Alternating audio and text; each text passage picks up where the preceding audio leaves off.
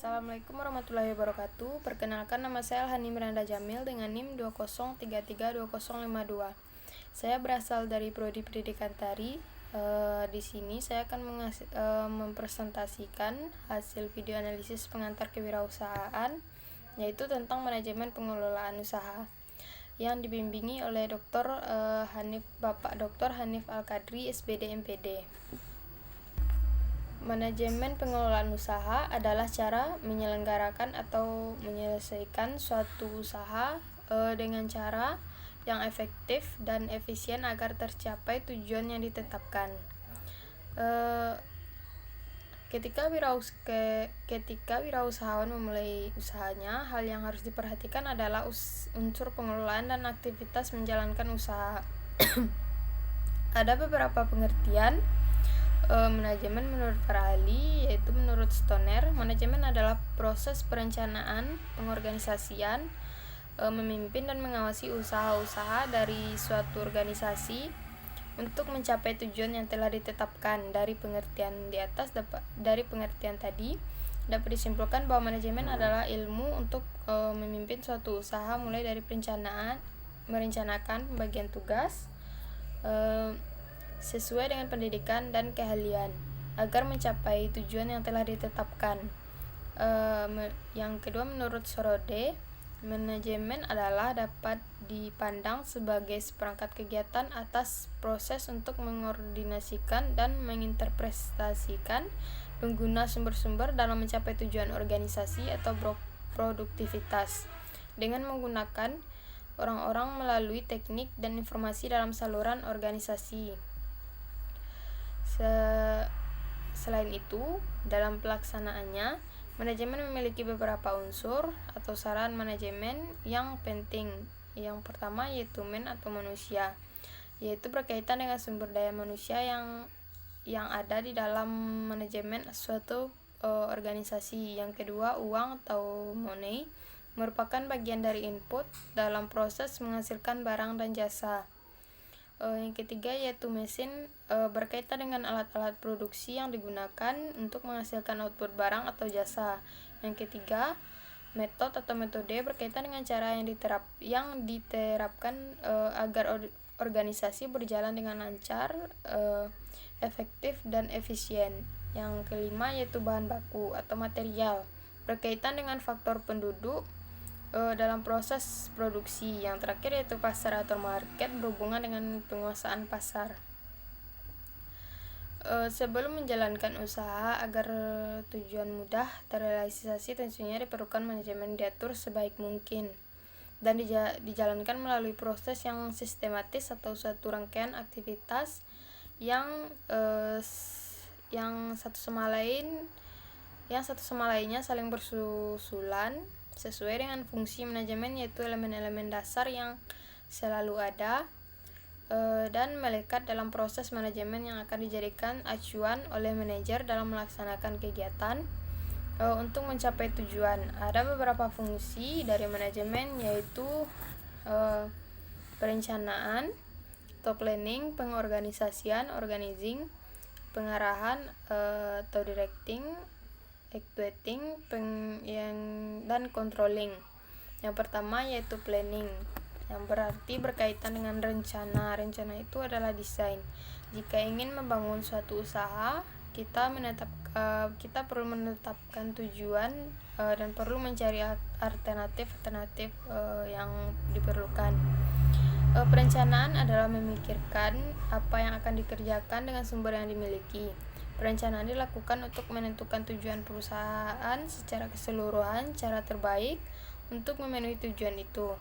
Manajer mengevaluasi berbagai rencana alternatif dan menggunakan dugaan mengenai masa yang akan datang sebelum mengambil tindakan.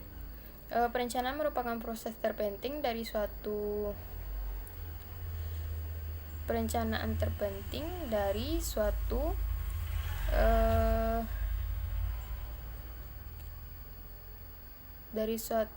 wirausahaan. Manajer mengevaluasi berbagai rencana alternatif dan menggunakan dugaan mengenai masa yang akan datang sebelum mengambil tindakan. Perencanaan merupakan proses terpenting dari semua fungsi manajemen, karena tanpa perencanaan fungsi-fungsi lainnya tidak dapat berjalan, seperti merealisasikan perencanaan dan pengawasan agar bisa mewujudkan tujuan yang direncanakan. Kemudian melihat apakah rencana yang dipilih cocok dan dapat digunakan untuk memenuhi tujuan perusahaan. Dalam melakukan perencanaan ada beberapa hal yang harus diperhatikan, antara lain yang pertama hasil yang ingin dicapai, yang kedua orang yang akan melakukan, yang ketiga waktu dan skala prioritas, dan yang keempat yaitu dana. Fungsi yang kedua yaitu organizing, yaitu proses pengorganisasian dilakukan untuk membagi suatu kegiatan besar menjadi kegiatan-kegiatan yang lebih kecil. Struktur organisasi yang merupakan sunatullah dan struktur yang berbeda-beda itu merupakan ujian dari Allah Subhanahu wa taala. Organizing juga merupakan proses pengelompokan, bagaimana menentukan kegiatan penyerahan kegiatan dan penyerahan delegasi untuk melakukan kegiatan itu. Dalam proses manajemen pengelolaan usaha, dalam kaitannya dengan organizing berarti meletakkan sesuatu pada tempatnya, mengelompokkan pekerjaan sesuai dengan keahlian atau bidangnya. Kemudian diperhatikan bagaimana kita sebagai bos atau pemimpin memberikan wewenang terhadap orang-orang yang kita perhatikan memiliki kompetensi tadi. Dan yang perlu diperhatikan dalam pendelegasian wewenang itu adalah yang pertama, pemberian pembebasan untuk berekspresi, artinya siapapun yang berada di sekitar kita harus diberikan kebebasan untuk mengekspresikan diri, karena yang namanya wirausaha bisnismen atau kewirausahaan itu tidak terdetek dengan aturan-aturan yang mengikat mereka. Mereka bebas untuk berkarya, tapi dengan aturan-aturan ditetapkan bersama. Maka pemberian dalam delegasi wewenang itu ada semacam kebebasan berekspresi. Yang kedua adalah melakukan kewenangan mengambil keputusan, artinya memberikan kewenangan untuk mengambil keputusan. Mereka diberikan hak kalau memang sudah diberikan delegasi. Yang ketiga, tanggung jawab yang jelas. Kalau sudah diembankan, didelegasikan, mereka punya kebebasan berekspresi, mereka punya kewenangan untuk mengambil keputusan. Dengan itu kita bisa memberikan tanggung jawab. Yang ketiga yaitu directing.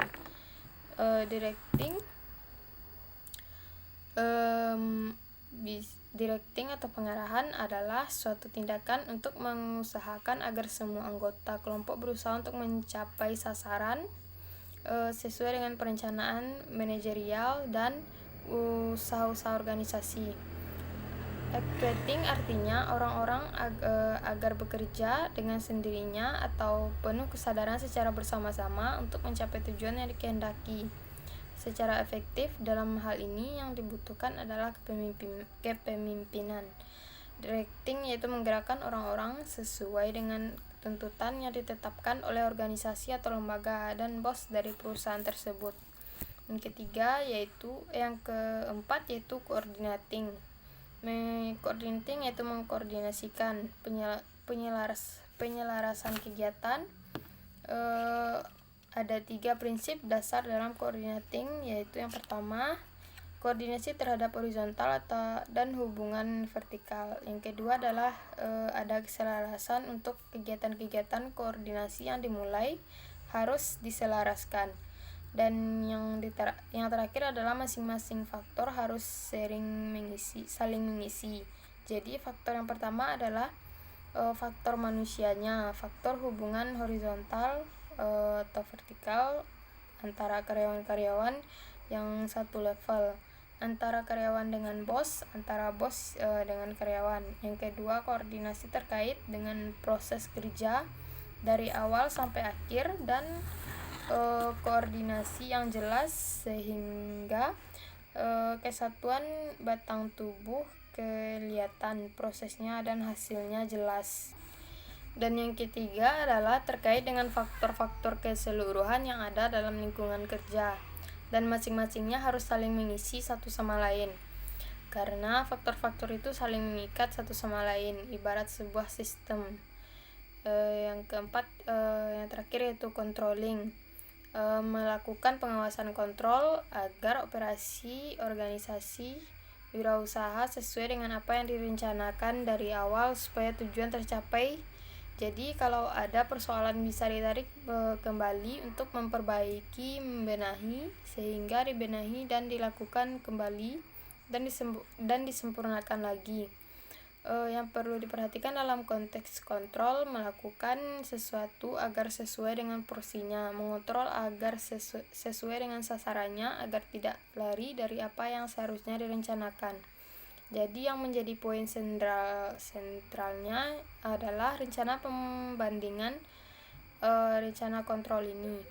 Maka yang harus diperhatikan dalam konteks controlling ini, yang pertama yang perlu diperhatikan adalah tujuan yang telah ditetapkan. Yang kedua, lakukan pengawasan terhadap sistem operasional secara keseluruhan. Yang ketiga, bandingkan budget yang kita miliki dan aktual yang sedang berjalan. Yang keempat, melakukan evaluasi atas hasil yang dicapai. Yang kelima, memberikan masukan untuk kebaikan-kebaikan di masa depan atau di masa yang akan datang. Jadi apa yang kita temukan dalam kontrol kali ini itu menjadi catatan untuk perbaikan pada perencanaan berikutnya, sehingga perencanaan ini untuk perencanaan kegiatan kedepannya. Beberapa langkah yang bisa dilakukan untuk mendesain organisasi usaha. Satu yang pasti, menetapkan tujuan dan sasaran yang jelas. Harus jelas tujuan dan harus jelas sasaran, karena ini menjadi orientasi akhir dari perjalanan proses kerja dan kinerja yang dilakukan. Yang kedua, pengelompokan atau menghubungkan berbagai fungsi dalam organisasi kecil yang akan dibangun atau tim kerja yang akan dibuat. Untuk bisnis usaha nantinya dari apa yang telah kita tetapkan, sehingga memang pengelompokan itu perlu. Kemudian menguraikan pekerjaan-pekerjaan tersebut yang akan diisi dalam proses perjalanan bisnis kita bersama rekan bisnis. Prinsip-prinsip yang harus diperhatikan yaitu satu, fungsi melekat. Kalau untuk organisasi, fungsi melekat itu melekat pada organisasi. Kalau untuk dunia bisnis, dalam kaitan kita sebagai organisasi kecil juga seperti itu, ada wewenang tanggung jawab. Komunikasi, hubungan lini, hubungan staf, rentan kendali, struktur, kesatuan perintah, dan itu didesain dan lebih fleksibel kalau untuk wirausaha. Yang kedua, pengelompokan aktivitas, pengelompokan fungsi, wilayah, produk. Jadi tidak satu orang melakukan semua hal karena tidak akan mungkin atau mustahil. Jadi ada kejelasan pengelompokan aktivitas. Memang butuh beberapa orang untuk makanan saja, siapa yang masak, siapa yang punya menu, dan dalam menata makanan tersebut. Terlepas dari itu, ada 5 hal yang dibutuhkan sebagai 5 sumber kekayaan dari sebuah bisnis dan organisasi. Yang pertama adalah sumber daya manusia.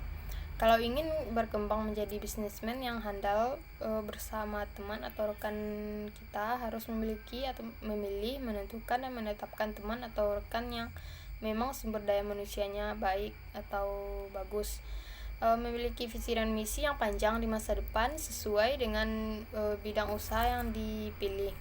Yang kedua, finansial. Bagaimana pergerakan finansial itu dibangun sejak dini. Dan yang ketiga adalah sosial, hubungan dengan banyak orang. Karena ini akan menentukan semakin luas wilayah sosial, maka semakin besar kemungkinan wilayah bisnis yang akan dikerjakan itu untuk memberikan keuntungan bagi kita. Yang keempat adalah manajerial, persoalan pengelolaan. Bagaimana kita mengelola sesuatu, dimulai dari mengelola diri, pekerjaan apa yang ada di diri kita. Jadi orang yang berhasil menjadi wirausaha adalah orang yang berhasil menata dirinya sekarang. Dan yang terakhir adalah jejaring. Jejaring terkait dengan rekan bisnis dan kelompok-kelompok tertentu yang akan menjadi pemodal. Semakin luas jejaring kita, maka semakin enak kita membangun bisnis yang lebih besar. Perencanaan tenaga kerja ini juga menjadi pertimbangan yang tidak bisa dipandang sebelah mata. Artinya, walaupun bisnis yang akan dibangun di beberapa waktu ke depan adalah bisnis kecil, walaupun hanya untuk 1 atau 2 orang, harus ada perencanaan tenaga kerja. Jadi jangan pandang sebelah mata usaha yang akan kita lakukan, tetap anggap ini sebagai sebuah bisnis organisasi yang besar dan wilayah yang besar. Untuk mengkalkulasi segala sesuatu melakukan secara besar untuk bisnis yang kecil. Yang pertama adalah perencanaan tenaga kerja itu memperhitungkan kebutuhan seperti berapa orang kebutuhan tenaga kerja, apakah termasuk dalam analisis, jabatan, time, atau mission study. Hal tersebut dipilih dan ditentukan kategori apa yang dikehendaki dan bagaimana yang diperlukan. Yang kedua, sumber tenaga kerja, apakah internal jasa, pegawai lama, dan lembaga pendidikan, dan lain-lain. Pengelolaan usaha juga erat kaitannya dengan perencanaan usaha yang dilakukan. Ada 2 yang harus dipikirkan. Yang pertama adalah perencanaan usaha berkaitan dengan hal yang tertulis yang berisikan misi usaha, usulan usaha, operasional usaha yang akan dilakukan, termasuk rincian strategi dan peluang-peluang yang mungkin diraih di dalam proses berjalannya, termasuk market dan pasar yang ingin dicapai atau digapai. Dan fungsi dari perencanaan itu adalah sebagai pedoman untuk mencapai keberhasilan manajemen usaha yang dilakukan, dan biasanya itu dalam ringkasan eksekutif. Bentuknya maksud usaha, usulan finansial, termasuk permintaan dana dan cara penggunaan dana, pembayaran dana atau melunasi kembali dana-dana yang dipinjam. Kemudian yang kedua, sebagai alat untuk mengajukan kebutuhan permodalan yang bersumber dari luar. Sekian presentasi dari saya. Apabila ada kesalahan mohon dimaafkan. Assalamualaikum warahmatullahi wabarakatuh.